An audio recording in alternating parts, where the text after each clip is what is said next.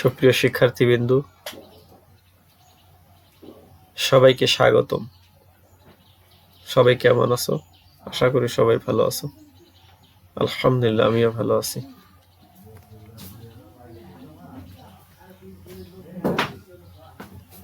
আমি মোহাম্মদ মাসুদুর রহমান, প্রভাষক হিসেব বিজ্ঞান, সরাইল সরকারি কলেজ।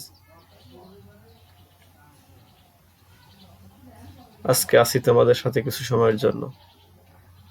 আজকে আমি আলোচনা করার চেষ্টা করব বিবিএ অনার্স প্রথম বর্ষ থেকে বাজারজাতকরণ নীতিমালা। আজকে আলোচ্য বিষয় মূল্য নির্ধারণ।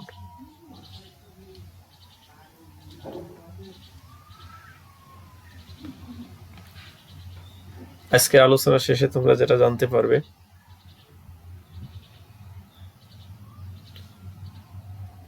মূল্য কাকে বলে, অর্থাৎ মূল্য বলতে কি বোঝায় তা বলতে পারবে। সেই সাথে মূল্য নির্ধারণের উদ্দেশ্য কি তা বলতে পারবে।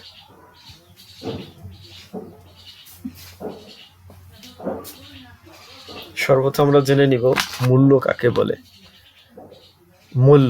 মূল্য হচ্ছে পণ্য বা সেবার আর্থিক মূল্যমান, অর্থাৎ কোন সেবা বা পণ্য প্রদানের বিনিময়ে বিক্রেতা ক্রেতার নিকট থেকে যে অর্থ আদায় করে, অথবা পণ্য বা সেবা গ্রহণের বিনিময়ে ক্রেতা বিক্রেতাকে যে অর্থ প্রদান করে তাকে মূল্য বলে। আবার বলছি, কোন সেবা বা পণ্য প্রদানের বিনিময়ে বিক্রেতা ক্রেতার নিকট থেকে যে অর্থ আদায় করে, অথবা পণ্য বা সেবা গ্রহণের বিনিময়ে ক্রেতা বিক্রেতাকে যে অর্থ প্রদান করে থাকে তাকে মূল্য বলে।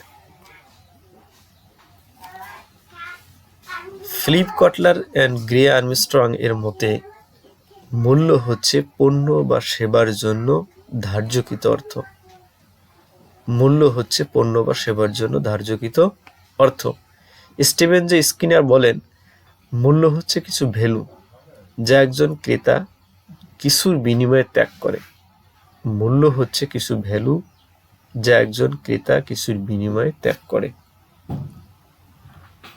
সবশেষে আমরা বলতে পারি যে মূল্য হচ্ছে পণ্য বা সেবা গ্রহণ বা ব্যবহারের জন্য বিনিময়কৃত অর্থ। অর্থাৎ পণ্য বা সেবা গ্রহণ বা ব্যবহারের জন্য বিনিময় হিসেবে যে অর্থকে ব্যবহার করা সেটাকে বলা হচ্ছে মূল্য। এবার আমরা মূল্য নির্ধারণের উদ্দেশ্য সম্পর্কে আলোচনা করার চেষ্টা করব। মূল্য নির্ধারণের উদ্দেশ্যকে আমরা একটা ছকের মাধ্যমে প্রকাশ করতে পারি।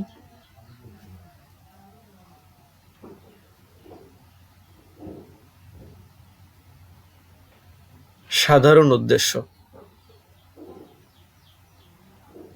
মুনাফামুখী উদ্দেশ্য, বিক্রয়মুখী উদ্দেশ্য, সবশেষে প্রতিযোগিতামূলক উদ্দেশ্য। সাধারণ উদ্দেশ্য মধ্যে রয়েছে অস্তিত্ব রক্ষা, 2 পণ্য মানে নেতৃত্ব দান। মুনাফামুখী উদ্দেশ্যের মধ্যে রয়েছে 1 চলতি মুনাফা সর্বোচ্চকরণ, 2 বিনিয়োগ তুলে নেওয়া, 3 নগদ প্রবাহ নিশ্চিতকরণ। বিক্রয়মুখী উদ্দেশ্য 1 বিক্রয় পরিমাণ বৃদ্ধি, 2 বাজার শেয়ার সর্বোচ্চকরণ। সবশেষ প্রতিযোগিতামূলক উদ্দেশ্য।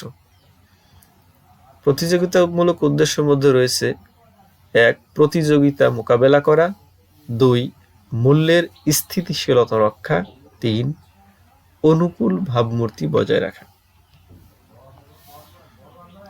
এ পর্যায়ে আমরা মূল্য নির্ধারণের উদ্দেশ্যকে বিস্তারিতভাবে আলোচনা করার চেষ্টা করব। সাধারণ উদ্দেশ্য,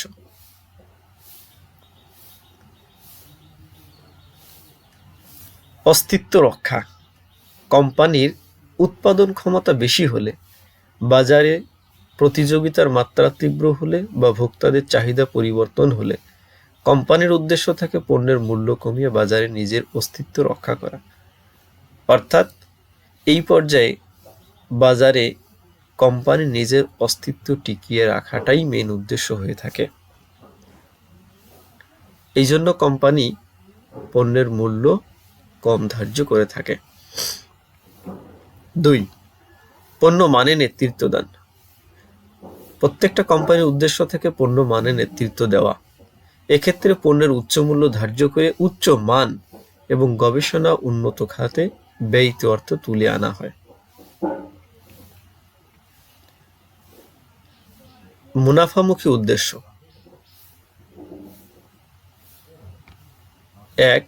চলতি মুনাফা সর্বোচ্চকরণ।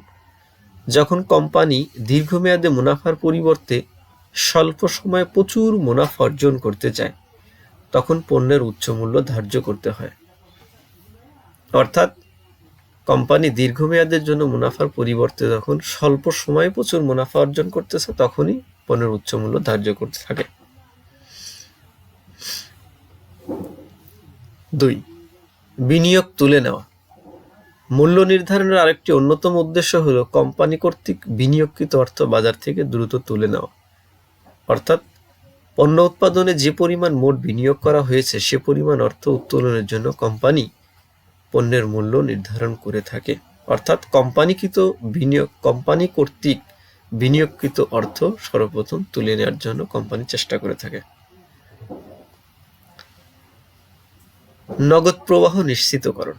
পণ্য বা সেবার বিক্রয়ের নির্দিষ্ট সময় কি পরিমাণ অর্থ পাওয়া যাবে তা মূল্য নির্ধারণের মাধ্যমে জানা যায়।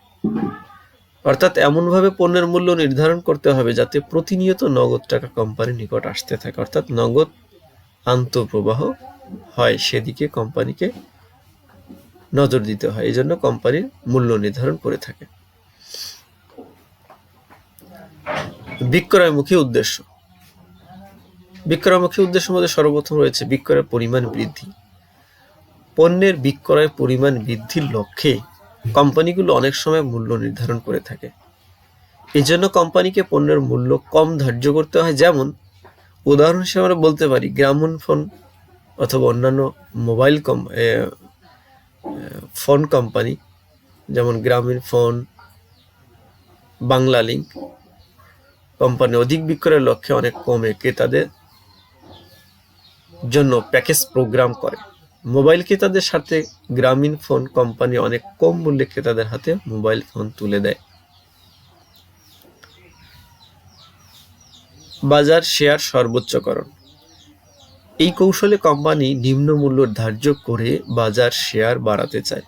অর্থাৎ বাজারে নিজেদের শেয়ারের পরিমাণ বাড়ানোর জন্য কোম্পানি পণ্যের নিম্ন মূল্য ধার্য করে থাকে। প্রতিযোগিতামূলক উদ্দেশ্য। প্রতিযোগিতামূলক উদ্দেশ্যের মধ্যে সর্বপ্রথম উদ্দেশ্য হচ্ছে প্রতিযোগিতা মোকাবেলা করা। প্রতিযোগিতায় টিকে থাকার লক্ষ্যে কোম্পানি অনেক সময় পণ্যের মূল্য ধার্য করে থাকে। বিশেষ করে সমজাতীয় পণ্যের ক্ষেত্রে এরূপ মূল্য নির্ধারণের বিষয়টি প্রাধান্য পায়। যেমন স্প্রাইট 1 লিটার সফট ড্রিঙ্কস এর মূল্য 60 টাকা, তেমনিভাবে সমজাতীয় পণ্য 7 আপের দামও 60 টাকা। অর্থাৎ একই জাতীয় পণ্যের মূল্য একই রকম নির্ধারণ করে প্রতিযোগিতা মোকাবেলার চেষ্টা করে থাকে কোম্পানি। 2. মূল্যের স্থিতিশীলতা রক্ষা। এমন কতিপয় কোম্পানি আছে যাদের পণ্যের ব্যাপক চাহিদা রয়েছে, সেক্ষেত্রে উক্ত কোম্পানি মূল্যের স্থিতিশীলতা রক্ষার জন্য মূল্য নির্ধারণ করে থাকে। আবার এমন কিছু কোম্পানিও রয়েছে যাদের পণ্যের মূল্য প্রতিনিয়ত ওঠানামা করে, সেক্ষেত্রে উক্ত কোম্পানিগুলো পণ্যের মূল্যের স্থিতিশীলতা আনয়নের জন্য মূল্য নির্ধারণ করে থাকে। অনুকূল ভাবমূর্তি বজায় রাখা। অনেক কোম্পানি ক্রেতাদের নিকট তাদের ভাবমূর্তি সৃষ্টির উদ্দেশ্যে পণ্যের মূল্য নির্ধারণ করে থাকে। পণ্যের মূল্য যদি ক্রেতাদের ক্রয় ক্ষমতার মধ্যে থাকে, তবে ক্রেতারা উক্ত পণ্যের কোম্পানির প্রতি অনুগত থাকে।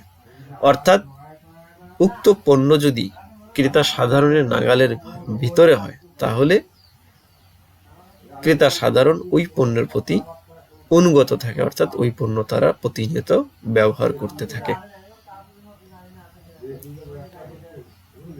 তো আজকে এই পর্যন্তই। সবাই ভালো থাকবে, সুস্থ থাকবে, নিরাপদে থাকবে, এই আশা ব্যক্ত করে আজকের মতো আল্লাহ হাফেজ।